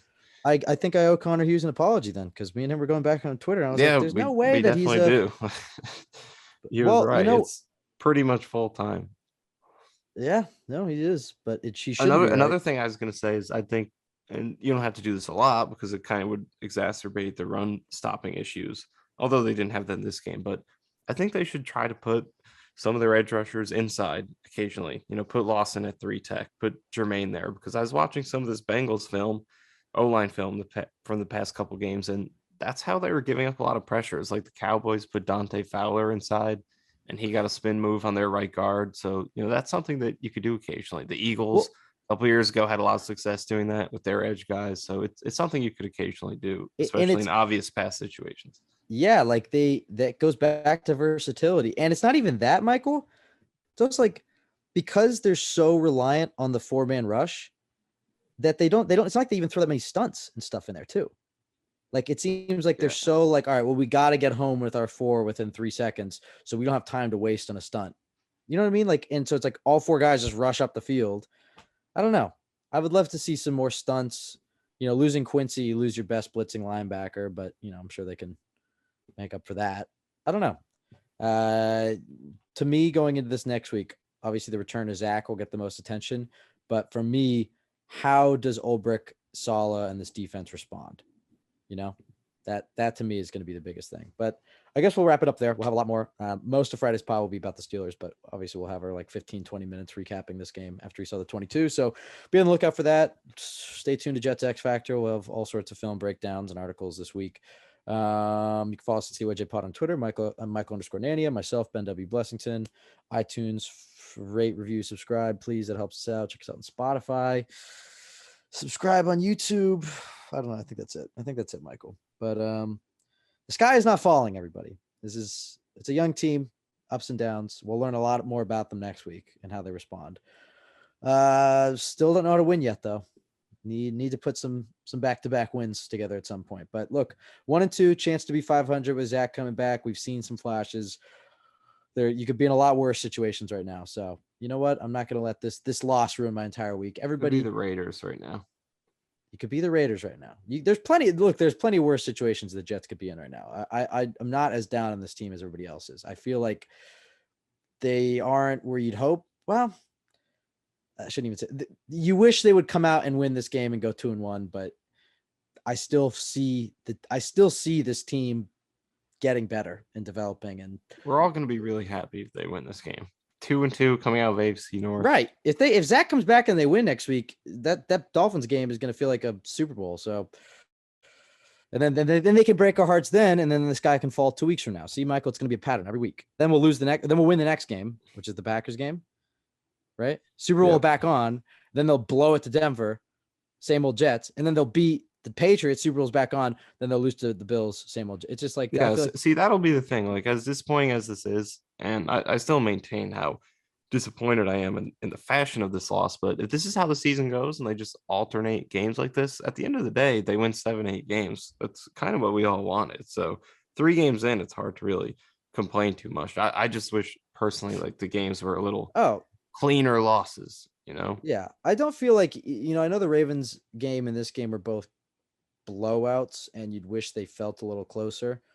But to me, this game did feel closer than the Ravens game, like because they had a chance. It felt like they had a real legitimate chance to win it in the 4th. Not win it with that drive, but it was like I felt like if they punched that in with 10 minutes to go, they had all the momentum.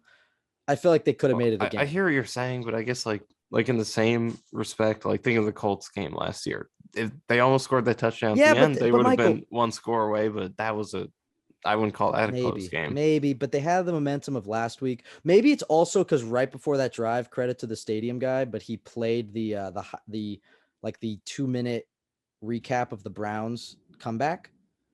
So as I was at the TV break, I was just sitting there. Timing. Well, it was like a TV break, and they put up on the TV like the little video the Jets made with the music or whatever. And I was watching, like the players in this huddle were just staring there looking at it. And I was like, all right, here we go. And then they started to move the ball down the field. It was like right before the Corey Davis penalty. I was like, they're going to punch this ball in here. Then it'll come down to the 2. But if they get the 2, we're right back in this thing, baby. But that Corey Davis penalty and then the Connor McDermott sack on 4th, just, so I don't know. But that is not the reason they lost this game. Like plenty of stuff went wrong for them to lose this game. It just doesn't feel like maybe as desperate as everybody makes it out to be. Like I could see this Jets team coming out and winning next week. I don't know. No, I think I agree with you. It's the luxury of winning. Is like the losses don't feel as huge. Yeah, the like I said, I think the Browns game bought them a little bit of time. It's just, again, I wish it was a little more competitive, but football is weird. Like you come out 1 week and you play like this, and then the next week you blow someone out. It's unpredictable, but at the same time, I just wish, and I know you said you think it's competitive, but I just wish the games kind of came down to the end versus, having to make a huge comeback attempts. Yeah, I just think and we'll get out of here. I just think that the the whole competitive loss thing. Like, I know I've said it myself, but it's like, okay, yeah, but what does that really mean? Because if they blew the game at the end, you'd still be like, you'd be pissed. You'd be livid. Like, okay, let's say they, that was a little different. I was going to say, let's say the Browns get into field goal range and win that game last week. Are we happy with that competitive loss because they made it competitive at the end and they played competitive the entire game? No, you'd be pissed. So it's like, all right, to me, it was like, all right, they didn't look like they were playing two different sports. The bar is low. The bar is very low. I don't know. It felt like they I don't know. It felt like they were a few things, like the few things going right away. Like if Breece Hall doesn't drop I guess that more so than that, it's third- just like when you're evaluating the team, it's like how many positive things can we talk about right now? Just a handful of players. So I just more so than obviously it hurts to blow a game, lose a close game, but it's like you want to look at the team and think there are and have some positive takeaways, but right. like But Michael, the majority of the defense we're not happy with, and most of the offense too. So it's right. But the most of what we're upset with are the veterans, right? The veterans, and you're worried about Ulbrich, and maybe some people are listening to this, they're worried about Saleh, but it's like Garrett Wilson looks like an absolute superstar. Sauce Gardner looks like an absolute superstar. Breece Hall and Carter have been very good. Elijah Moore, we know, is good. We're just waiting on the big breakout. DJ Reed has been great. Like they have a lot of young pieces that are playing well. Joe Flacco's, I'm not like, it's hard because I think I come off sometimes as like, I don't want to criticize this team. Like, no, this team deserves all this criticism. It's more just like, all right, we're aware of all the shit that sucks, but it's like they do have young, exciting pieces that are playing well. I don't know. It just doesn't seem as like, I don't know, depressing or fatalistic as it did under Gase. And maybe that's why I'm like, all right, look, they're getting there. I don't We'll know. see. We They gotta need see to win some. on Sunday. You gotta see some results Ag- before I oh, truly look. believe that. Yeah, I guess that's true. But whatever. At least we had Sunday. At least we'll always have Sunday. We'll always have that. We'll always have the magical Joe Flacco elf Browns game. All right. I guess that's a good place to wrap it up. We'll be back on Friday. I'm ready to eat a shit sandwich on Twitter when I open it up. All the optimistic takes I had this week. And oh God, take it easy, everybody. Have a good week. Don't let the Jets ruin your life. Come on. Let's have a good week. Oh, We'll regroup on Friday. We'll regroup on Friday. We'll talk. We'll convince everybody the Jets are going to win on Sunday. And then if we're here next Monday talking about another competitive loss that wasn't that bad, then maybe we'll have some issues. But that'll do it for us. Everybody have a great week. Go Jets.